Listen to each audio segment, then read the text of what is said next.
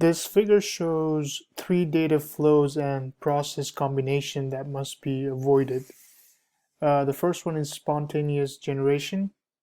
Here, there's an output called paycheck from the process payroll, but there's no any input.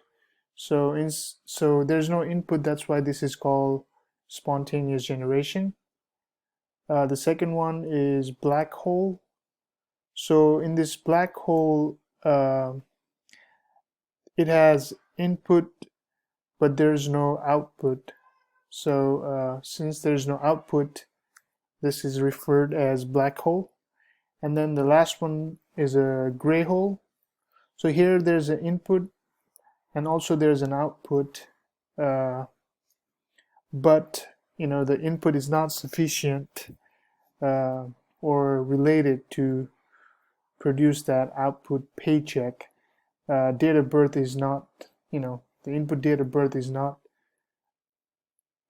sufficient to process a paycheck. So that's why it's called gray hole.